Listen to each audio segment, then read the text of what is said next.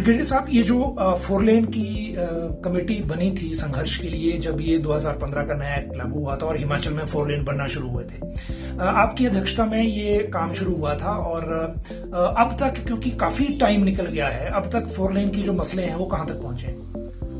देखिए, मैं फैक्ट्स पे बात करूंगा। जैसे आप जानते हैं कि पहले भूमि अधिग्रहण के लिए एक 1894 का कानून था, जिसे अंग्रेजों के टाइम था और इसे काला कानून कहते थे, और किसानों में एक बहुत निराशा थी।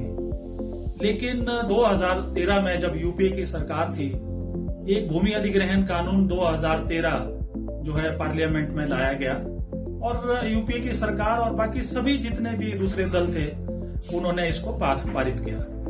तो ये कानून 120 सालों के बाद बना था और इसमें बहुत चेंजेस थे। कंपनसेशन के बारे में, पुनर्वासन और पुनर्स्थापना के बारे में बहुत सारे इसमें चेंजेस थे। और हमारे लिए महत्वपूर्ण इसलिए भी था कि हिमाचल में जो NHAIA जो है वो भूमि अधिग्रहण कर रही है आपके नेशनल हाईवेज के लिए या दूसरे कार्यों के लिए जो दूसरे विभाग करते हैं। तो लेकिन जो भी भूमि अधिग्रहण होना है हिमाचल में 1 जनवरी 2015 से ये लागू हुआ। तो सबसे पहले ये जरूरी था कि लोगों को समझाया जाए कि ये कानून क्या है, क्योंकि 1894 का कानून और इस कानून में बहुत अंतर था। तो हमने एक कमेटी गठन किया जो मेरी अध्यक्षता में, क्योंकि मेरी खुद की भी जमीन इसमें गई हुई थी। तो एक हमने फोर लेन संघर्ष समिति बनाई और हमने इस कानून को बहुत डिटेल में पढ़ा, आपस में समझा और फिर हमने महसूस किया कि ये बहुत जरूरी है। सबसे जो लोग प्रभावित लोग हैं, विस्थापित लोग हैं, उनको ये समझाया जाए कि ये कानून क्या है और कंपनसेशन किस तरह से दिया जाएगा और उनकी जिम्मेवारी क्या है और इसमें डॉक्यूमेंटेशन क्या रहेगी। तो ये हमने शुरू कर दिया 2015 से, जब ये कानून लागू हुआ हिमाचल में।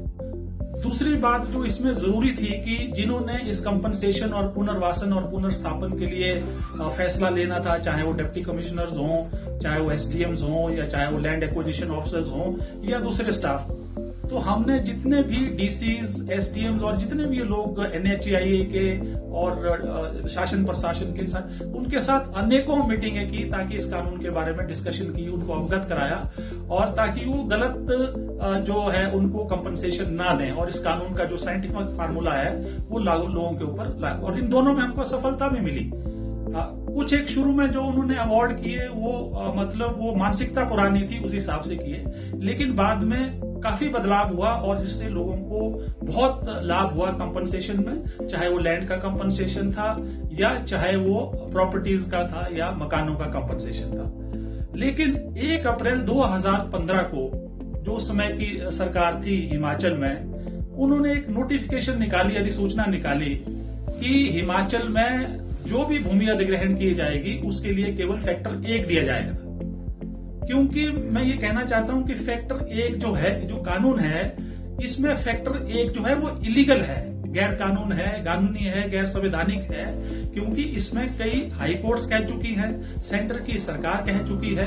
तो ये अब ये गैर कानूनी जो अधिसूचना थी, इसके विरोध में और जो कंपनसेशन में जहां पे लोगों को ठीक कंपनसेशन नहीं था, तो 2015 से 2017 तक हम इनके पीछे, सरकार के पीछे थे। लेकिन दुर्भाग्यपूर्ण ये बात सिरे नहीं चढ़ सकी। इसमें कई बार हम तत्कालीन जो समय के माननीय मुख्यमंत्री जी थे, श्री वीरभद्र सिंह जी थे, या राजस्व मंत्री थे श्री कौल सिंह जी से थे, उनसे और या उच्च अधिकारियों से कई वार्ता हुई, लेकिन वो बात सिरे नहीं चढ़ पाई। जैसे ही विधानसभा के चुनाव की ये प्रक्रिया शुरू हुई अगली 2017 में, और तो सबसे पहले मेरी अध्यक्षता में जो एक बीजेपी की विजन डॉक्यूमेंट कमेटी बनी थी श्री रणधीर शर्मा जी के नीचे, उसके सामने हमने इस पूरे कानून के बारे में एक बहुत बड़ा प्रेजेंटेशन दिया, जिसकी वजह से उन्होंने माना कि बिल्कुल जो हम बात कह रहे हैं वो सही है। और उनका जो विजन डॉक्यूमेंट था उसमें उन्होंने 2 से 4 गुना के बीच की इस बात को माना कि ये कानूनी प्रावधान है और उन्होंने उसमें उसको शामिल किया। और उसके बाद हम जो आज के हमारे माननीय मुख्यमंत्री जयराम ठाकुर जी हैं, उनसे मिले और उन्होंने बिल्कुल कहा कि जो आप बात कर रहे हैं वो बिल्कुल सही है। और उन्होंने एक सब कमेटी इसके ऊपर बनाई और जिसकी की अध्यक्षता जो है श्री गोविंद ठाकुर जी जो हमारे आज के शिक्षा मंत्री है उनको ये जिम्मेवारी सौंपी और जिसमें मैं मेंबर हूं और अभी जो वर्तमान के अध्यक्ष है श्री ब्रजेश मान जी वो भी इसके मेंबर हैं और 2 अन्य मेंबर हैं। और मैं आपको कहूं 2018 से लेकर और आज तक हमारी मीटिंग माननीय सब कमेटी के जो अध्यक्षता है उनसे कई बार हुई, माननीय ठाकुर महेंद्र सिंह जी जो राजस्व मंत्री है उनसे मिलना हुआ, उस अधिकारियों से NHAI के LAI से है उनसे मिलना हुआ, बल्कि आज भी एक मीटिंग यहाँ पे सेक्रेटरीट में हो रही है और सबने ये माना है और सरकार पूरा प्रतिबद्ध है कि ये पुनर्वासन और पुनर्स्थापना का जो अधिकार है और जो फैक्टर्स है ये बहुत बिल्कुल ये कानून में उसका प्रावधान है। कभी उन्होंने ये नहीं कहा कि ये नहीं मिलेगा, लेकिन अभी कोरोनावश पिछले 2 साल से अब ये दुर्भाग्यवश कोरोना का असलियत थोड़ी सी धीमी स्पीड इसमें जरूर हुई है। लेकिन सर बीच में इसी सरकार के दौरान जब आप जो पूर्व सैनिक निगम के CMD के तौर पे चले गए और जो ये कमेटी है संघर्ष समिति है इसका फिर किसी और ने इसको देखना शुरू किया, तो क्या उससे ये इम्पैक्ट नहीं हुआ आपका जो काम है जो लड़ाई है ये प्रभावित नहीं हुई? नहीं, मैं तो बल्कि कह रहा हूं कि ये लड़ाई और तेज हुई। वो इसलिए हुई कि अभी मैं सरकार का हिस्सा हूं। बेशक ये चीज बाहर मीडिया में ना दिखती हो और दूसरी उसमें नहीं आती हो, लेकिन अदरवाइज मैं इसके बारे में मुख्यमंत्री जी से, माननीय अध्यक्ष श्री गोविंद ठाकुर जी से और उच्च अधिकारियों से अनेकों बार मेरी व्यक्तिगत तौर पे और एज ए सब कमेटी के तौर पे और जितने भी डिप्टी कमिश्नर्स हैं जो प्रभावित इलाके उनसे इसके बारे में कई बार बातचीत हुई है और इसमें काफी हद तक जो है इसमें आगे को इसमें एडवांसमेंट में हुई है। लेकिन जैसे मैंने कहा कि कोरोना की वजह से थोड़ा सा इसमें विलंब हुआ है, लेकिन हिमाचल की सरकार प्रतिबद्ध है और ये कानूनी अधिकार है, ये संवैधानिक अधिकार है। देर सवेर इसमें सरकार को ये जरूर देगी इसको, लेकिन अभी थोड़ा समय इसमें जरूर लगा। आपको राज्य सरकार ने जो CMD पूर्व सैनिक निगम लगाया था उसमें सबसे महत्वपूर्ण जो वजह थी वो ये थी कि जो आर्मी में आपका योगदान रहा है इस देश के लिए और कारगिल जंग के दौरान जो आपका योगदान था वो और आपकी यूनिट का वो सबने देखा है। लेकिन CMD होते हुए पूर्व सैनिकों के लिए आपने अभी क्या किया ऐसा जो इस कार्यकाल के दौरान जो पूर्व सैनिकों के काम आए? हिमाचल सरकार ने मुझे ये पद जुलाई 2019 में दिया और ये तकरीबन इस 2 साल के जो अवधि है मुझे ये बताते हुए बड़ी खुशी है कि बहुत सारे महत्वपूर्ण कार्य जो कि पूर्व सैनिकों के, उनके विधवाओं के, उनके परिवार के हित में मेरी चेयरमैनशिप में हुए हैं। जब मैंने टेक ओवर किया तो मैंने देखा कि सबसे पहले जो हमारी इम्पेनलमेंट थी डायरेक्टर जनरल रिसेटलमेंट दिल्ली के साथ वो 2016 में खत्म हो चुकी थी। वो खत्म जिसकी वजह से जितने भी हमारे सिक्योरिटी गार्ड्स या दूसरे कर्मचारी थे सेंट्रल गवर्नमेंट्स के उनको निकासित किया जा रहा था। तो सबसे पहले मैंने सेंटर में जाके डायरेक्टर जनरल जो रिसेटलमेंट है और मिनिस्ट्री ऑफ डिफेंस में जाकर ये जो इम्पेनलमेंट है इसको बहाल किया।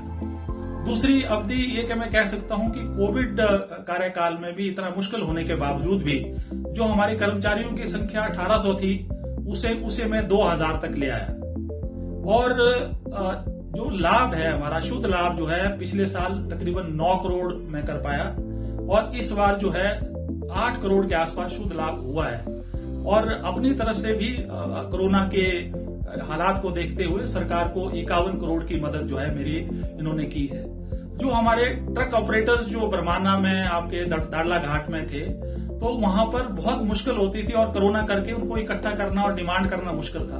तो मैंने एक डिमांड ऐप का जो है एक टेक्नोलॉजी की एक ऐप बनाई जिसकी आज वजह से घर बैठकर जो है लोग उसके ऊपर डिमांड कर रहे हैं और उनको वहां पर आने की कोई भी आवश्यकता नहीं होती है। और एक जो है कि तकरीबन आज मैंने एक डेटाबेस बना लिया है तकरीबन 6000 पूर्व सैनिकों का और उनको उनकी सीनियोरिटी के हिसाब से हम जॉब्स के ऊपर बनाते रहते हैं। मैंने साथ ही एक वेब पोर्टल भी बना दिया है जिसपे लोग अपने आप को वहां से रजिस्टर कर सके और एक पोर्टल बनाया है जिसमें जो हमारी गतिविधियां हैं क्या चल रही है वो सारी चीजें जो है उस पोर्टल पर दिखाई गई है। तो इस तरह से आप देखेंगे कि पिछले 2 सालों में कोरोना के बावजूद भी बहुत सारे महत्वपूर्ण काम है इस निगम में हुए हैं। आपको पूर्व सैनिक निगम में CMD भेजने से पीछे एक थोड़े से आजकल सवाल भी उठ रहे हैं खासकर जो पॉलिटिकल सर्कल में कि जो 4 लेन के लिए संघर्ष कमेटी आपने बनाई उसको शांत करने के लिए आपको दूसरी तरफ पद दिया गया, इसलिए वो काम स्लो हो गया।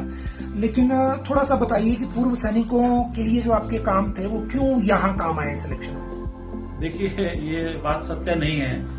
मैं 35 साल सेना में रहा। आप जैसा आपने देखा, मैंने काउंटर इंसर्जेंसी में, कारगिल में, देश से बाहर भी जो भी मुझे काम मिला मैंने किया।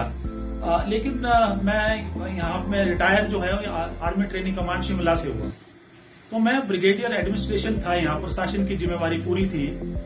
तो जब सेवा में मैं 35 साल नौकरी की, तब भी सैनिकों के और पूर्व सैनिकों के साथ जुड़ा रहा। और खास करके जब हिमाचल में मैं पोस्टेड था, तो खास करके जैसे आपकी कैंटीन हैं शिमला की, बिलासपुर की, हमीरपुर की, मंडी की, इनका जो विस्तारीकरण किया गया है ये मेरे टाइम पे किया गया है।